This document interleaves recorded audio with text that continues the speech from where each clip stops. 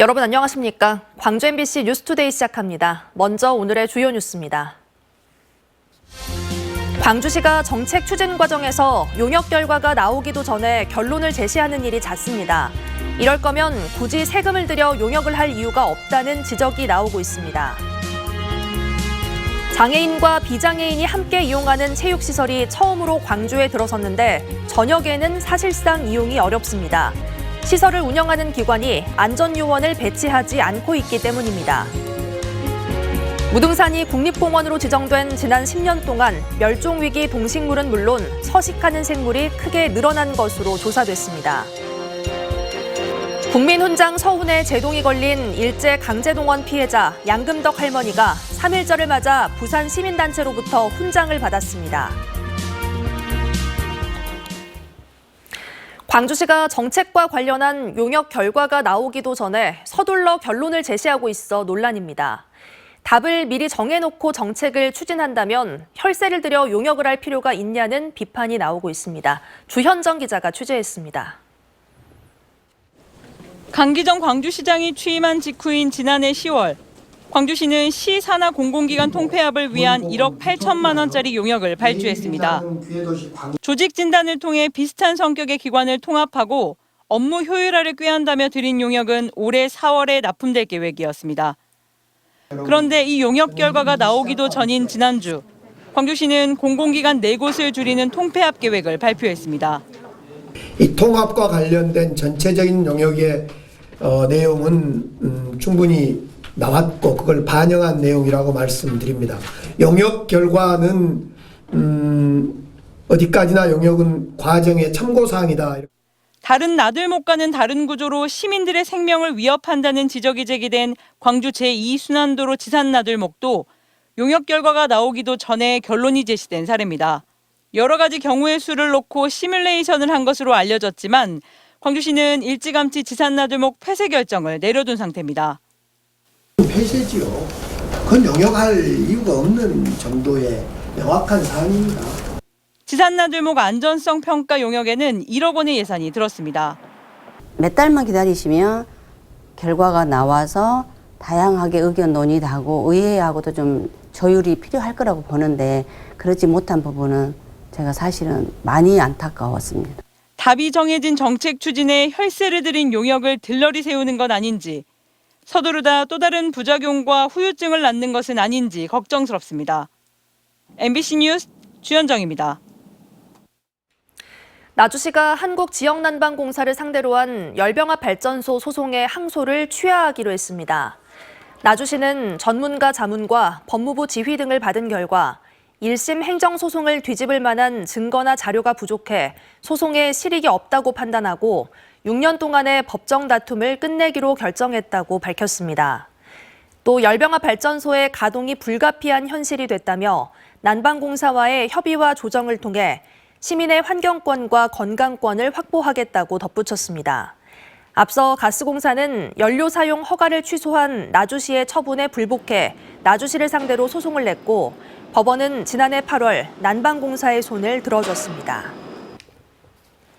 종일 날은 맑겠지만 춥게 느껴지는 하루가 예상됩니다. 현재 하늘 모습 보시면 깨끗한 하늘 드러나 있습니다. 북서쪽에서 찬 공기가 밀려오면서 미세먼지 농도 역시 좋은 수준으로 대기 상태도 아주 양호한데요. 대신 날은 추워졌습니다. 오늘 아침 기온 2도 안팎에서 시작했고요. 한낮 기온도 8도에 그치면서 오늘은 낮 기온도 크게 오르지 못하겠습니다. 어제에 비해서 아침 기온과 낮 기온 모두 5도가량 내림세를 보이겠습니다.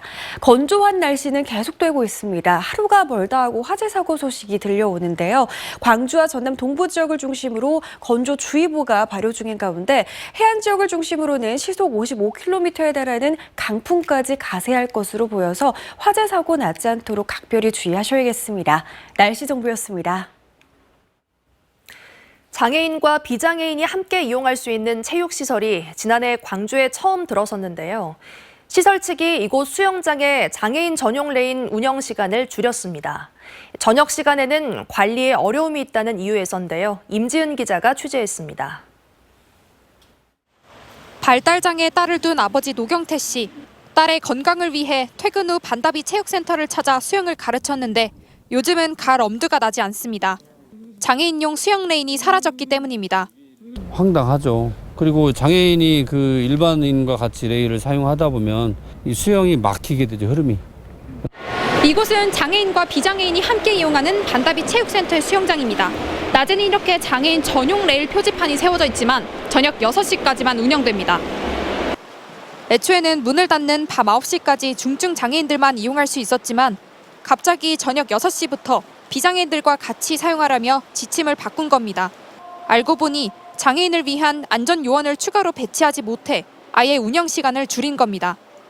전체적으로 저희가 안전관리를 할 수 있는데 한계가 조금 있다 보니까 현실적으로는 저희 역량으로서는 부담이 있는 건 사실이거든요. 체육센터를 이용하는 150여 명의 중증 장애인들은 또 다른 차별을 겪어야 하는 상황. 여기가 처음에 설립했던 취지대로 우리 장애인분들이 여기 와서 마음 편안하게 이용할 수 있는. 광주 북구는 지난해 이 체육센터를 소개하면서 장애인과 사회적 약자가 불편을 느끼지 않고 쉽게 이용할 수 있는 전국 1호 시설이라고 홍보한 바 있습니다. MBC 뉴스 임지은입니다. 무등산이 국립공원으로 지정된 이후 무등산에 사는 멸종위기종 생물이 크게 늘었습니다. 지난 2013년 국립공원으로 지정되기 전 무등산에는 멸종위기종 동식물이 각각 8종과 2종이었지만 10년 동안 동물 17종, 식물은 4종이 추가됐습니다. 추가된 멸종위기종은 붉은 박쥐와 담비, 대홍란과 으름난초 등입니다. 또 무등산에 서식하는 전체 동식물도 국립공원 지정 전에는 2,296종에서 4,100여 종으로 1.8배 늘어난 것으로 조사됐습니다. 3.1절을 맞아 광주에서는 3.1 만세운동의 발원지인 수피아 여자중학교에서 기념식이 열렸습니다. 기념식에는 독립유공자 유족 등 100여 명이 참석해 만세 삼창 등을 하며 일제 식민 통치에 항거하며 독립을 외친 선열들의 정신을 기렸습니다. 수피아 여중은 수피아 여고와 함께 일제강점기 광주 3.1 만세운동의 발원지로 당시 만세 시위를 벌이다가 23명의 교사와 학생이 옥고를 치렀습니다. 시민단체 회원들은 만세운동의 경로인 수피아 여고 광주 학생운동 기념비부터 양림교와 5.18 민주광장까지 행진하며 3.1운동 정신을 기렸습니다. 그 역사의 연장입니다. 국민훈장 서훈에 제동이 걸린 일제 강제동원 피해자 양금덕 할머니가 부산 시민단체로부터 훈장을 받았습니다. 부산 결의 하나와 부산 지역 대학 민주동문회 등이 연대한 양금덕 할머니 부산시민 평화훈장 추진위원회는 3.1절을 맞아 부산 동구 항일거리 정발장군 동상 앞에서 시민의 헌금으로 만든 부산시민 평화훈장 수여식을 열었습니다.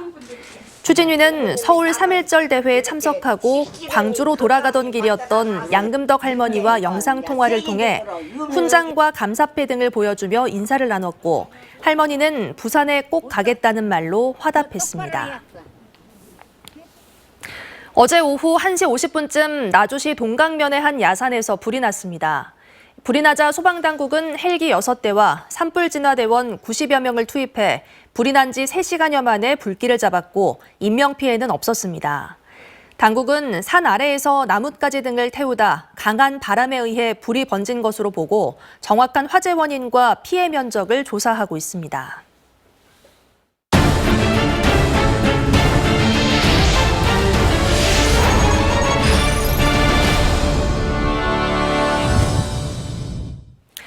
오는 4월 순천만 국제정원박람회가 개막을 앞두고 있는데요. 도심으로의 박람회장 확장이 시작되는 곳이 바로 저류지에 조성된 오천 그린광장입니다. 40여 년 전 독일 연방정원박람회를 계기로 만들어진 독일 본의 저류지 공원을 모델로 했는데요. 도심 정원은 물론 새로운 광장 문화를 정착시키겠다는 구상입니다. 최우식 기자가 보도합니다. 독일의 행정 수도이자 악성 베토벤의 고향인 본은 1979년 독일 연방 정원 박람회를 계기로 농지 기능이 떨어진 라인강 범람 지역에 라인아우에 파크라는 저류지 공원을 조성했습니다. 공원 면적만 160헥타르, 우기에는 본래 홍수 조절 기능을, 평상시엔 시민들의 휴식과 레저는 물론 벼룩시장과 콘서트 등 다양한 공연과 행사의 장입니다. 15개 다리와 15헥타르의 호수가 있고 양봉장과 맹인정원, 일본정원, 장미정원 등 다양한 테마의 정원과 시설이 있습니다. Durch den großen See mit 15 Hektar Seefläche, Wasserfläche und die große Grünanlage, Grünfläche, kommt es sicher zu einer gewissen Reduzierung. 뉴욕에 센트럴 파크가 있다면 본에는 라이나우에 파크가 있다고 할 정도로 시민들에게 사랑받는 명소입니다. 이곳 독일 본의 저류지 공원은 순천만 국제정원 박람회장과 오천 그린광장, 그린 아일랜드 등 순천시가 추구하는 도시 공간 배치 계획에 시사하는 바가 큽니다. 순천시는 특히 독일의 도시들이 150년 전통의 연방 정원 박람회를 인프라 구축의 기회로 활용하고 임시 시설을 지었다 허무는 대신 도시의 기틀을 마련했다는 데 주목하고 있습니다. 또 동천백길 그린 아일랜드와 이어지고 문화 공연과 피크닉이 있는 오천 그린 광장에 독일 본 저류지 공원을 접목시켜 순천시가 그리는 광장 문화를 선도하는 장소로 만든다는 구상입니다. 박람회장 공간이 주변 건물들과 또 우리 편리를 위해서 세운 자동차 관련된 여러 시설들과 서로 간의 에너지를 효율적으로 나누고 그리고 지금 탄소 중립에 기여하는 방향으로 도시정책을 좀 획기적으로. 정원에 삽니다라는 주제의 정원 박람회가 찾아가 구경하는 정원에서 삶 속의 정원으로 바꾸는 순천시 도시계획의 시작점이 될 전망입니다. MBC 뉴스 최우식입니다. 지난 시즌 최하위를 기록한 전남 드래곤즈가 올해 승격 포부를 다지며 개막전에 나섰습니다. 광양 축구 경기장에는 코로나19 이후 최다 관중이 몰려 경기에 열기를 더했습니다. 보도에 유민호 기자입니다. 지난 시즌 K리그2 최하위를 기록한 전남 드래곤즈. 올해 목표는 선수도 감독도 무조건 1부 리그 승격입니다. 작년 시즌에 못했던 걸 다 올해는 이룰 수 있도록 노력하겠습니다. 좋은 결과까지 챙겨서 모두 해피엔딩이었으면 좋겠습니다. 지난해 중도 부임에 공격적인 축구로 팀을 이끈 이장관 감독. 13개 팀 체제가 돼 어느 때보다 치열한 경쟁이 펼쳐질 리그에서 고유의 팀 색깔을 지키고 단점은 보완해 살아남겠다고 각오를 다졌습니다. 올해는 좀 더 감동이 있고 또한 재밌고 아주 뜨거운 그런 윤곽로 축구 더 완벽하게 또 할 수 있도록 하겠습니다. 3월의 첫날, 전남은 지난 시즌 승격 문턱까지 갔던 안양FC를 광양으로 불러들여 개막전에 나섰습니다. 코로나19 이후 역대 최다 관중인 5,000명이 경기장에 몰리면서 열기를 더했습니다. 경기 시간 30분 전인데도 평소보다 많은 관중들이 이곳 경기장을 찾아 선수들 몸푸는 모습을 지켜봤습니다. 외국인 선수들도 새로 많이 영입되고 코치진들도 새로 바뀐 걸로 알고 있는데 올해는 일부러 올라가서 아마 올해는 작년보다도 더 승격을 하고 잘했습니다. 모든 선수들이 부상 없이 잘 마무리했으면 좋겠습니다.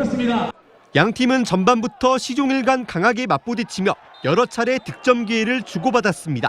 전남은 키 2m에 달하는 스웨덴 출신 공격수 시모비치와 그보다 40cm 작은 발빠른 오른쪽 윙어 박성결이 안양의 골문을 노렸습니다. 하지만 팽팽한 공방이 이어지다 후반 추가 시간 안양 공격수 조나탄이 극장골을 터뜨리면서 전남의 첫 승은 다음으로 미뤄졌습니다. MBC 뉴스 유민호입니다. 광주 전남 연구원의 분리 움직임 속에 목포시와 무안군이 벌써부터 분리될 연구원 유치전에 나서고 있습니다. 부지 제공 등 필요한 건 적극적으로 협조하겠다는 입장인데 결론은 정해진 건 아무것도 없다는 겁니다. 보도에 양현승 기자입니다. 정치적 셈법에 따라 분리와 통합의 역사를 반복했던 광주 전남 연구원. 결국 다시 갈라서는 수순을 밟고 있는데 목포시와 무안군이 바빠졌습니다. 목포시는 전라남도가 서남권 거점 도시를 배려할 때가 됐다고 보고 있고 무안군은 도청 소재지를 강조하며 전남연구원 유치를 희망하고 있습니다. 도청의 인접해 있기도 하고 또 저희 시 입장에서는 행정의 중심인 또 목포시라고 할 수 있기 때문에 만약에 분리가 된다고 하면 당연히 목포로 와야 된다. 전남발전연구원이 이제 전남으로 오면 도청 소재지 무안에 유치를 해야 된다. 저는 그렇게 봅니다. 일단 광주 전남 연구원이 분리될 경우 남학 신도시의 사무실 임대로 연구원 업무를 시작하는 방안이 유력합니다. 과거 전남발전연구원 시절 머물렀던 전남개발공사 건물은 더 이상 공간이 없기 때문입니다. 목포시는 남항부지와 오감 고교부지를, 무안군은 오령지구 청사부지 제공 의사를 보이고 있지만 전라남도는 연구원 신축을 논의하기엔 시기상조란 입장입니다. 분리 이후 전남연구원으로 배치될 인력 규모, 나주시 임대청사의 계약 기간, 지자체 부지를 무상으로 제공하는 것이 법적으로 가능한지 여부 등 따져볼 게 많다는 겁니다. 어떻게 할 것인지는 이제 논의가 필요할 것 같고요. 근데 이제 분리가 의결도 되지 않았는데 벌써 그걸 검토할 단계는 아닌 것 같고. 광주 전남 연구원 분리는 시도의회 협의를 거쳐 주민공청회와 이사회 의결 등 행정 절차를 거쳐야 해 연구원의 실질 분리는 7, 8월 무렵 이뤄질 전망입니다. MBC 뉴스 양혜승입니다. 광주 전남 지역 미분양 주택 물량이 최근 줄어든 것으로 나타났습니다. 국토교통부 주택 통계를 보면 지난 1월 말 기준 광주의 미분양 주택 물량은 262가구로 전달보다 29가구, 10% 줄었고 전남은 같은 기간 2,884가구로 4.8% 감소했습니다. 전남의 경우 악성 미분양으로 꼽히는 준공후 미분양 주택도 25가구, 2.7% 소폭 감소한 것으로 집계됐습니다. 광주시가 액화석유가스, LPG 화물차 구입 지원 신청을 받습니다. 올해 보조금은 1억 8천여만 원으로 100만 원씩 모두 188대를 지원합니다. 대상은 광주에 등록된 경유차를 폐차한 뒤 1톤 이하 LPG 화물차를 구매하는 차량 소유자나 기관으로 오는 24일까지 신청할 수 있습니다. 전라남도는 3월까지 고병원성 조류인플루엔자 특별 방역대책 기간을 연장하고 확산 방지에 나서고 있습니다. 전라남도는 위기 단계를 심각 단계로 올리고 방역대책본부와 상황실을 운영해 검사 주기를 단축하고 가금류 출하전 검사 등 정밀 검사 체계를 유지하기로 했습니다. 전라남도가 올해 700억 원을 투입해 저소득 취약계층의 주거 환경 개선에 나섭니다. 전라남도는 지역의 저소득계층 3만 6천 가구를 대상으로 주택 임대차 최대 25만 원, 개보수 비용을 최대 1,200만 원까지 지원할 예정입니다. 종일 맑은 날씨가 이어지겠지만 춥게 느껴지는 하루가 되겠습니다. 하늘 모습 먼저 보실까요? 깨끗한 하늘 드러나 있는 상태고요. 북서쪽에서 찬 공기가 밀려오면서 미세먼지 농도 좋음 수준으로 대기 상태도 아주 양호합니다. 하지만 그 때문에 날은 춥습니다. 오늘 아침 기온 2도 안팎에서 출발했고요. 한낮 기온도 8도에 그치면서 오늘 아침 기온과 낮 기온 모두 어제보다 5도가량 낮겠습니다. 건조한 날씨는 계속되고 있습니다. 광주와 전남 동부 지역을 중심으로 건조주의보가 발효 중이고요. 해안 지역을 중심으로는 시속 55km에 달하는 매우 강한 바람도 불 것으로 보입니다. 화재 사고 나지 않도록 계속해서 신경 잘 써주셔야겠습니다. 광주의 현재 기온 2도 안팎에 머물러 있습니다. 담양의 현재 기온 1도 보이고 있고요. 한낮 기온 9도 안팎 예상됩니다.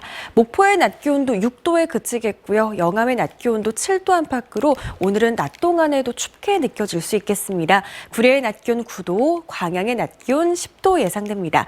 전해상에 풍랑주의보가 발효 중입니다. 바다의 물결은 최고 4m로 매우 거세게 일겠습니다. 내일 오전까지는 반짝 추위가 이어지겠습니다. 내일 낮부터 다시 기온은 오름세로 돌아서겠습니다. 날씨 정보였습니다. 이상으로 뉴스 마칩니다. 시청해주신 여러분 고맙습니다.